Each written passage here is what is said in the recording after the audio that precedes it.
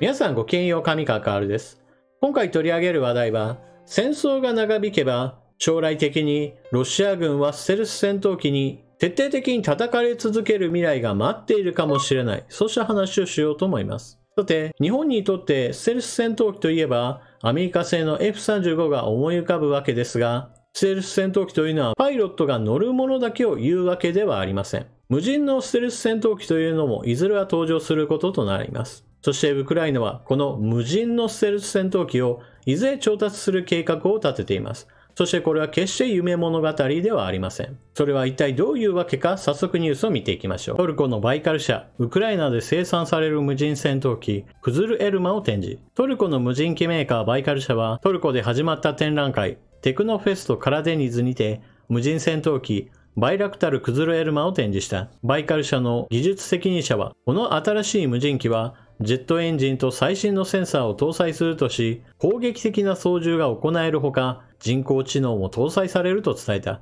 なお、バイラクタルクズルエルマは、バイカル社がウクライナで建造しようとしている工場でも生産されることが予定されている。同機の最初の飛行は、2023年を予定しているとのこと。こちらがクズルエルマの写真です。後ろに写っている開発陣の人たちと大きさを比較すれば、大型ドローンというよりも、戦闘機を無人化したものといった方が表現としてぴったり合う大きさだということがお分かりでしょう。そして、戦闘機と名乗るからには、この無人戦闘機には、空対空ミサイルを搭載することが可能で、戦闘機に対しても攻撃力を持っています。そしてその他にも、巡航ミサイルや精密誘導兵器を搭載することが可能で、武装は 1.5 トンまで搭載することが可能です。これは大型ドローンのバイラクタル TB2 が150キロまでしか武装することができないことに比べて、かなり強力な兵器であることがわかります。また、クズルエルマが無人戦闘機であるということだけでは、有人戦闘機と何が違うんだという話になるわけですが、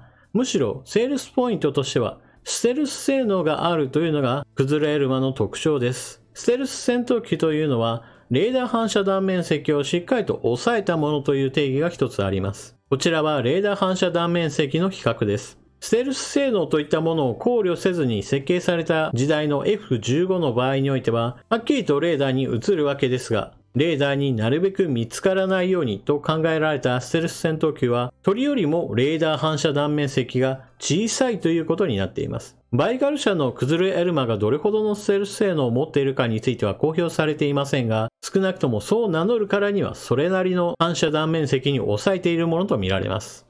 ウクライナに工場を建ててそこでドローンを作ろう、無人戦闘機を作ろうといった計画というのは、今に始まった話ではなく、ロシア軍によるウクライナ本格侵攻、それ以前から話が出ていたものです。そもそもウクライナとの協力関係というのは非常に深いもので、ウクライナ製のエンジンを積むことがそもそも計画の中に組み込まれていました。ですから決して今回の戦争があったから工場を建てようとか、ウクライナでこうした無人戦闘機を作ろうという話になったわけではありません。しかし、注意しなければならないのは、こうした開発スケジュールというのは、あくまでも本格的な侵攻が始まる前に立てられたものですから、実際に激しい戦闘が行われていることを考えると、より一層開発を進めなければならないという理由が、開発会社であるバイカル社と、そしてウクライナ側にも存在します。ウクライナとしては当然、最新の兵器が手に入った方が戦況を有利にすることができますから、もっともっと開発を急いでと、せっつくというのは当然のことです。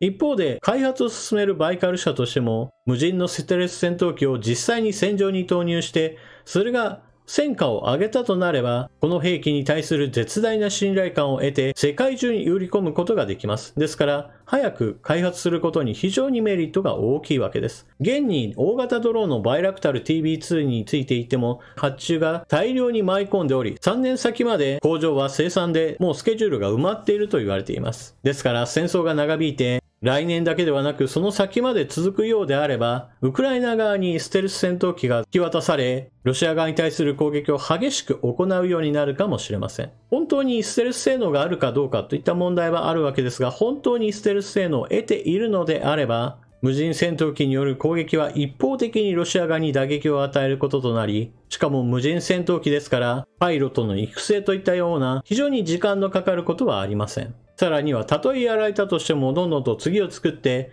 購入していけば良いわけで、そうした意味において無人兵器というのは、発展することはあっても後退することはないわけです。一方、ロシア側のドローンはどうかというと、今のところイランに対して協力を求めています。アメリカの報道によると、ロシアはイランから大型ドローンを購入する話を進めており、実際にイランにおいては、ロシア兵が大型ドローンの操縦訓練を行っているそうです。そして第1便はすでにロシアに到着しており、戦場にイラン製の大型ドローンが登場するのもそう遠くないだろうと言われています。ただし、イラン製の大型ドローンが戦況を大きく動かすかといえば、アメリカ側の見方としては、そこまでの影響は多分ないだろうという予測を出しています。というのも、ウクライナ側の方も対空レーダー網というものがあって、それがしっかりと保たれているから、ロシア軍の空軍機が戦場で大活躍ができないわけです。ですから、イランの大型ドローンがやってきても、結局のところ撃ち落とされる危険性が高いために、観測や砲兵のための前線偵察といったものが主体となって、決して大きな攻撃力を上げるわけではないでしょう。本来であれば、大型ドローンに精密誘導ミサイルなどをどんどんと搭載させれば、それによって攻撃力は増すのですが、この点について言っても、ロシアはそれらの類の武器をもうかなり使い果たしていると考えられますから、大型ドローンが今頃やってきたとしても、それに乗せるミサイルがもうないかもしれないわけです。今回の話は基本的には、将来的にはウクライナ軍にステルス無人戦闘機が引き渡される未来が待っているよという話だったわけですが、この話には一つ大きな問題があって、じゃあ日本人がこのことを知っているかもしくは意識することができるかというところが一つ大きな問題です。例えば、無人兵器がどんどんとこれからは開発されて各国の軍隊で採用されるようになりますよといった話をしたとしても、多くの日本人にとっては、いやいやそんなのは夢物語でしょみたいな反応をすることの方が圧倒的に多いのが現状です。しかし、戦場には少しずつではありますが、そうした無人兵器が投入されるといったことが始まりつつあります。例えば、徘徊型爆弾と呼ばれるような小型ドローンであれば、すでに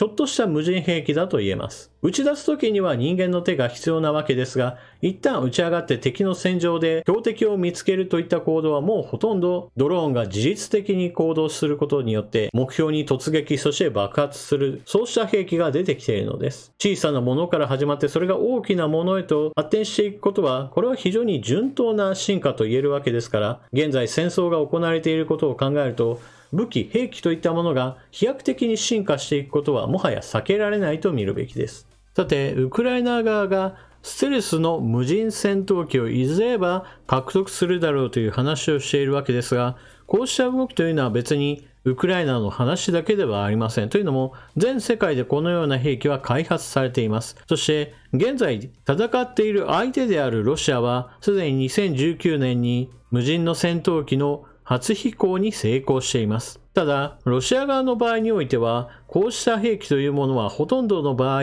まずは軍事パレード専用品として開発されることが主ですから、実際の戦場に出てくるのははるかに後になることでしょう。これは、ロシア軍の最新戦車 T14 が一向に戦場に出てこないといった話などとも通じているもので、ロシアにはこうした一品物を作ることはできても、その後の量産化に10年以上の時間がかかるといったことは別に珍しいことではないのです。そして、無人戦闘機の話ばかりしているので、じゃあそれ以外の無人兵器は今どうなっているかといったことから、無人の戦車についても開発が進んでいるということを少しお伝えしておきましょう。この映像は現在ヨーロッパで開発が進んでいる無人戦闘車両の映像です。この戦車には人が乗っていません。そして、現在のところその発砲許可については人間がある程度承認する必要がありますが、ある程度の部分自律的に行動ができているそうです。もちろんこれはまだ開発が終わっているものではありませんから、まだまだ開発途中のものです。しかし、ある程度の形になるということはすでにどこの軍隊においても分かっていることですから、地道な開発が続けられているところです。そして、プラスアルファ最後に言っておかなければならないのは、こうした無人兵器というのは、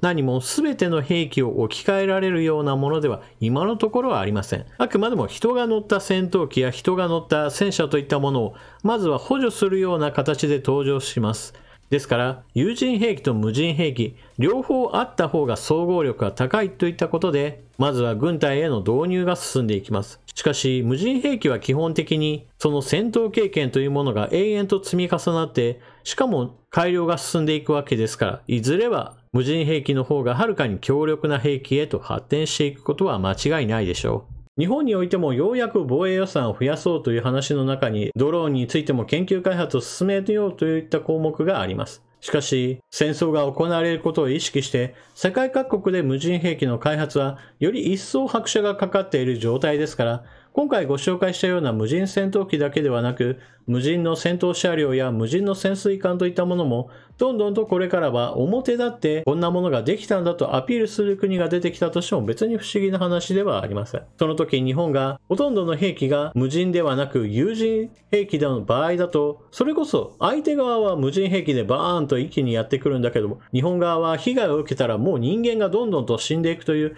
かなり一方的な展開にもなり得るわけです。そうした意味において、世界に目を向けて今どういう状況なのかというのを見ないと、これまで大丈夫だったからこれの延長で十分だよねという考え方がいかに現実に合わなくなってしまうか、その点について日本人は考えるべきでしょう。そしてバイカル社が性能を発揮することによって様々な国から発注を受けて企業としても発展している売り上げを伸ばしているというこの事実をもって、いかに技術開発をした上で、じゃあ味方となる国にそれらを販売するということも一つのビジネスとして日本人は受け止めるべきことだと思います。日本の中だけで何とかしようと思っていると結局のところ戦場でどうなっているかについての情報もなければ、どのくらいの金額でどのくらいの性能のものを作れるかといったところに必ず大きな足かせをつけることとなってしまいます。日本国内でまごまごしている間にウクライナの戦場で無人戦闘機がどんどんと暴れ回るといったようなことが